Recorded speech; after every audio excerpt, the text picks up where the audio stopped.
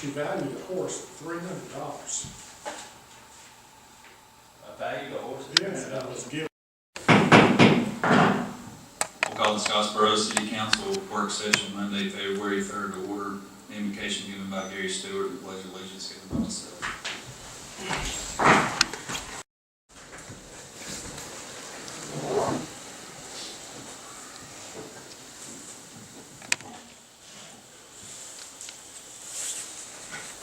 First item on tonight's agenda is the B.B. Comer Bridge Foundation. And Julie Bowers is here to speak on behalf of that. Julie. Thank you for letting me speak to the council and to your citizens tonight. I'm very sorry the presentation doesn't work, but anybody that wants to stay later and look at those beautiful photos. I have some news, however, for you, so I don't really need all those pictures. I was advised to call the state's economic development, and I did that last week. I spoke to their director in Montgomery, and I told him about this project up here, the B.B. Comer Bridge, that I was looking for a unique developer that would partner with us in one of our three options that we would present as a viable ownership from ALDOT. Part of that, one of them could be that my nonprofit would just come in here and put $50,000 on the table and see if ALDOT wouldn't give us time in order to use a portion of those reuse monies to put into a trust fund that would solve their answers about long-term commitments to the project. The nonprofit would own it at least for 5 years because we would be asking for transportation alternative program grants in order to complete part of the project. So that was really good news. He thought that he could actually set up a meeting when I'm in Montgomery. Because of this bridge, we're speaking to the 57th Annual Transportation Conference next week. We were invited by Buddy Black of ALDOT. And we only met him because of the Comer Bridge. So they're interested in what we have to say about historic bridges.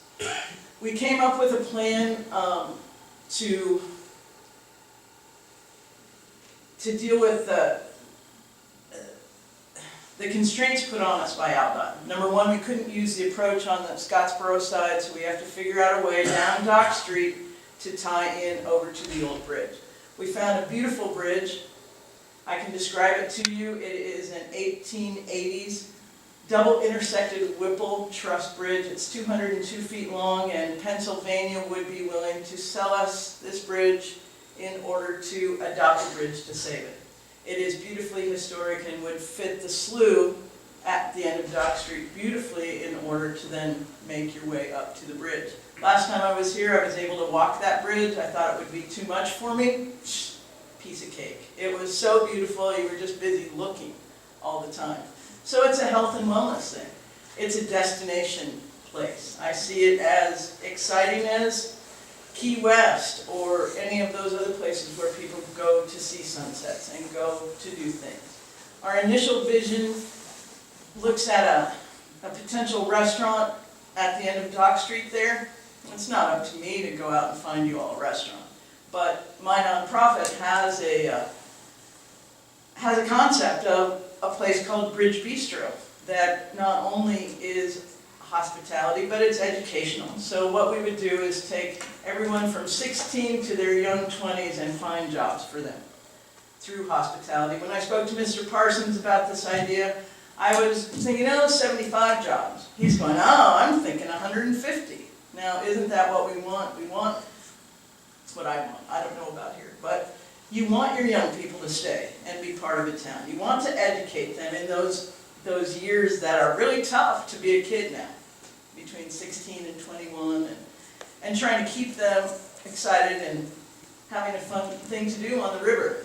On the other side of the river, and it's really where I started with the concept visioning that Mayor Potter asked me to do, and I came up with an old-fashioned boardwalk.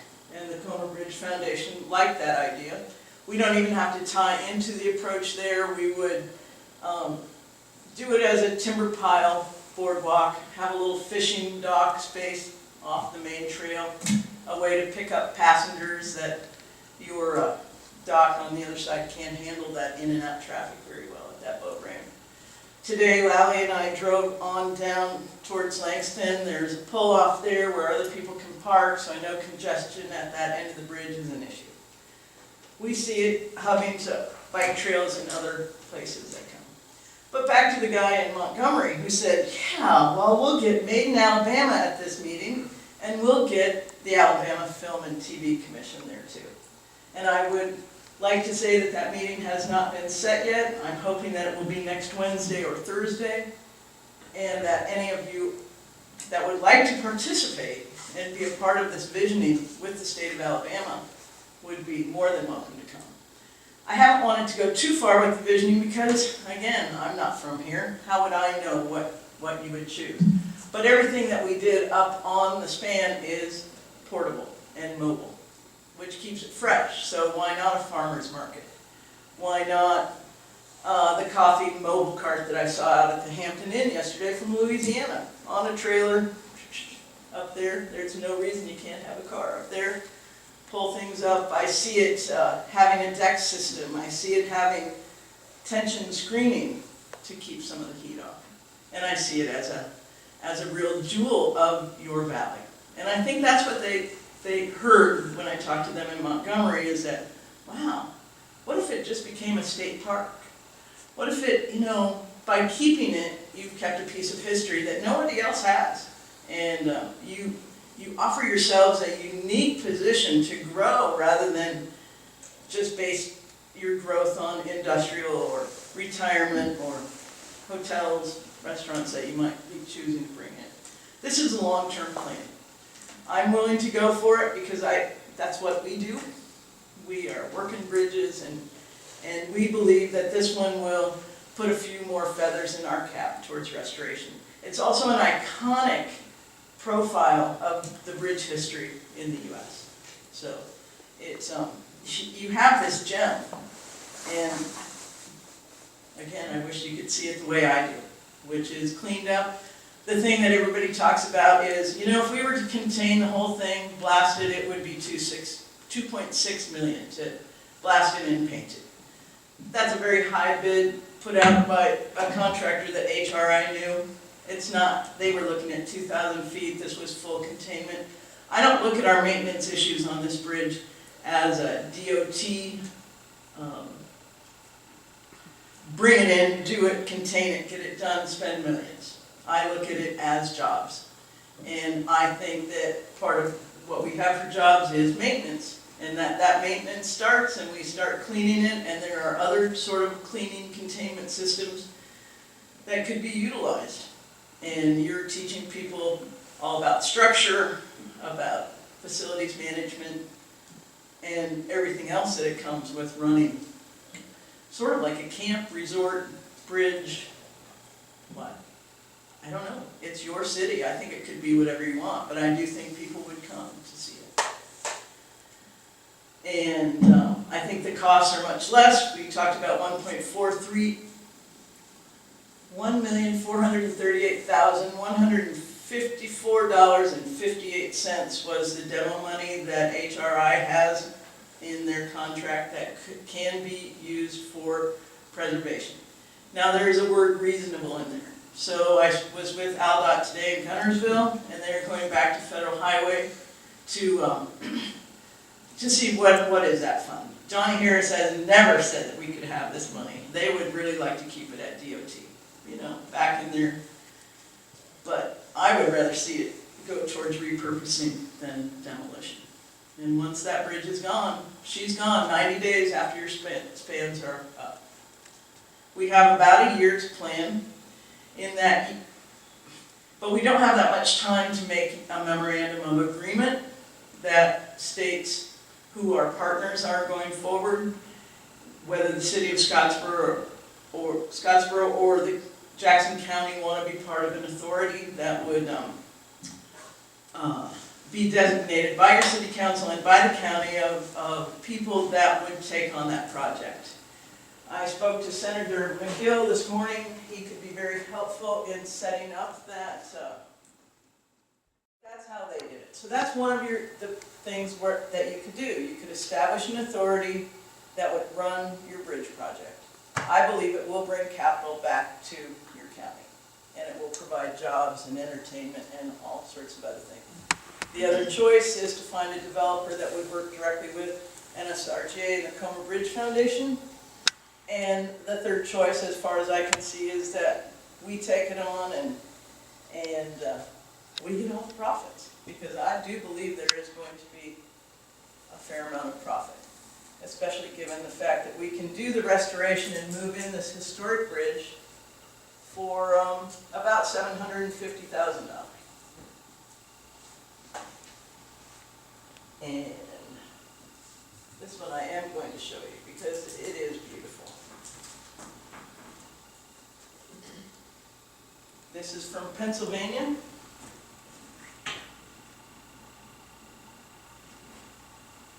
It's a small bridge there, right? It's 202 feet, yeah. But it fits over your slough without having to put anything into the water.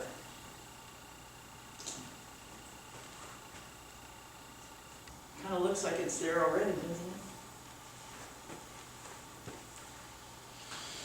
it? And PennDOT would be happy to have this bridge in particular saved, because Whipple Truss is one of the first truss bridges that was designed after the bowstring.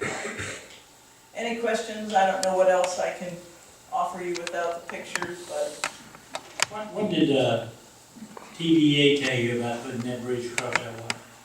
TVA said that they would be happy to support any administrative costs that we required with permitting, that they had some old models of the flooding models that they might be able to scare up from their storage units to bring down to be part of our interpretive place. Put the bridge across the end there, across the body of water, correct? Yeah, no, everybody's been on board. We have to get to that point where we get to the final details and the permitting to make that Do happen. you have that in writing? From TVA? Yes, ma'am. What do I have? I have an email from Aaron Nix, and he just wants to wait until we're further along in order to establish what we really require from TVA.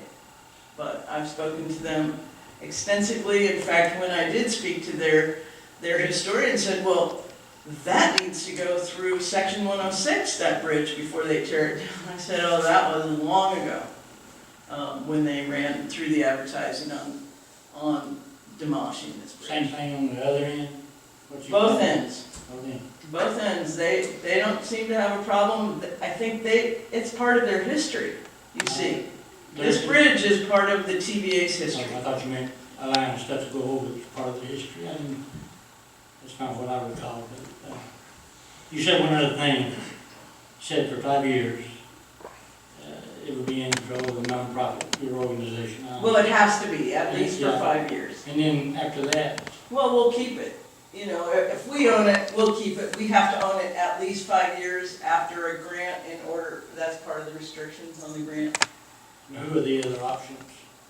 The other options were, To take control of it? well, a private developer. Do you have one?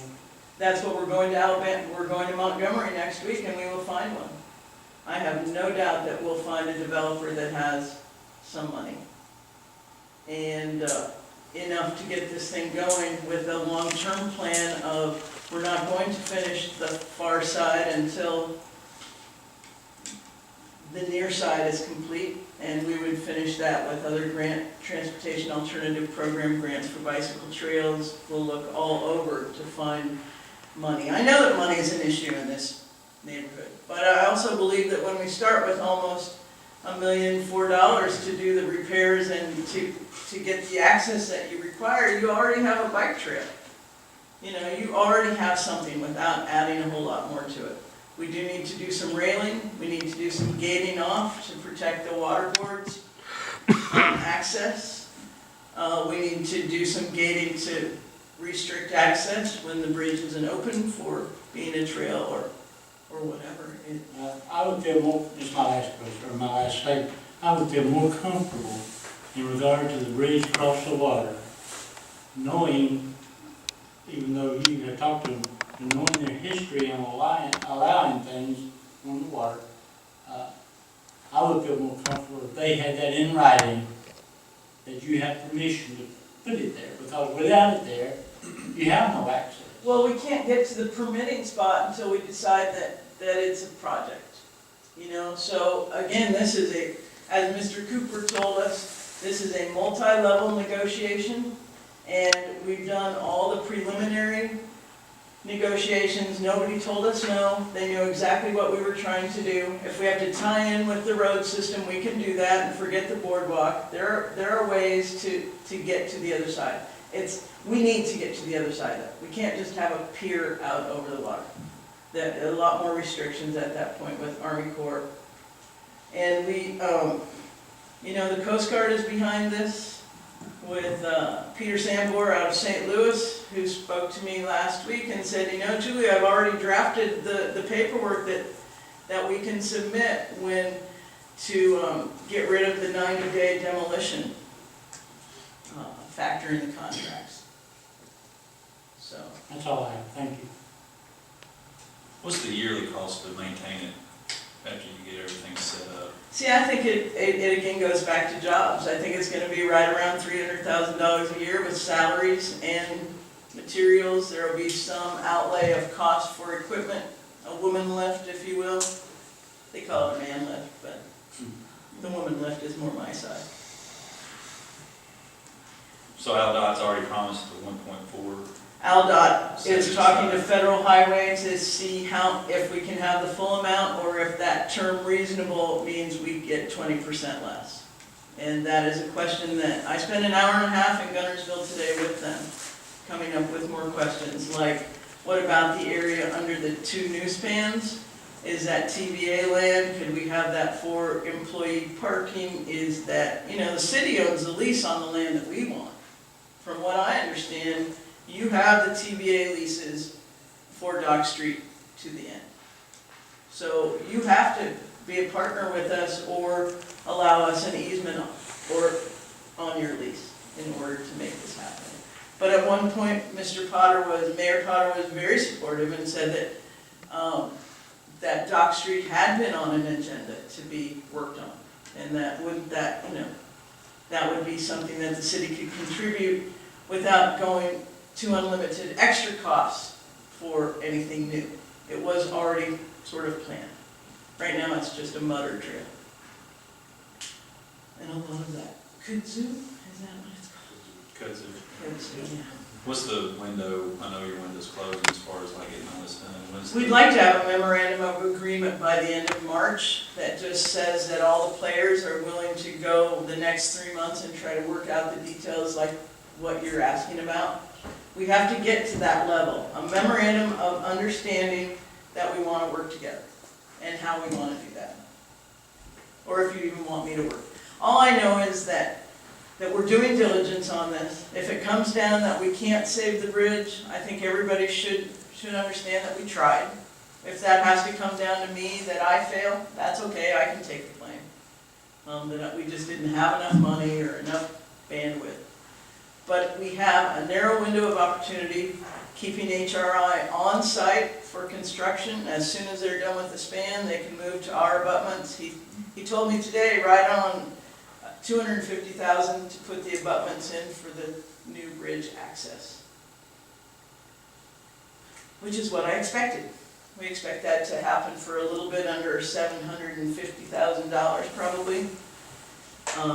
The railing on the bridge, which would need to be modified for pedestrians, would probably be another $150,000. Lighting puts us right about $1 million. I was hoping to keep the remainder of that funds in a trust fund. That would, Mr.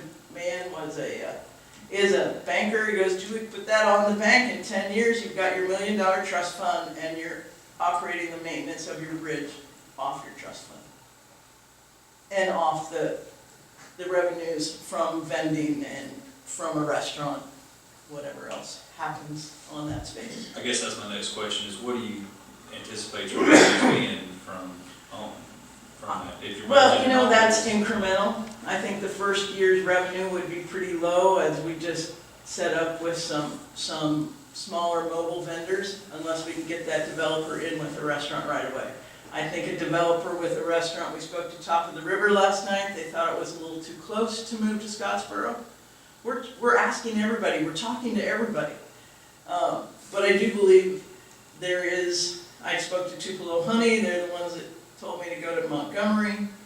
I believe that there is investment out there. I believe that your state does want to help this area. And I believe that when they heard about that and said, oh, have you talked to Made in Alabama? You know, I don't want to go too far because this is your state. And certainly I don't have the connections, but I can pick up the phone and I can call people.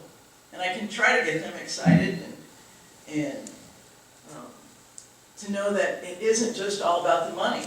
You know, the economy will pick up. There's no doubt in my mind that it will pick up. You already have a tourist destination. Evidently you don't have the wives coming with those fishermen. That bridge gives a reason other than shopping. So they shop during the day and they're on the bridge at night. Something to do, going to your other restaurants. And I've been told that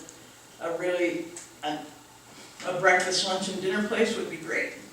Coffee, shaved ice, all kinds of vending. I see it as a mall, quite frankly. I see it as the interior scape of a mall.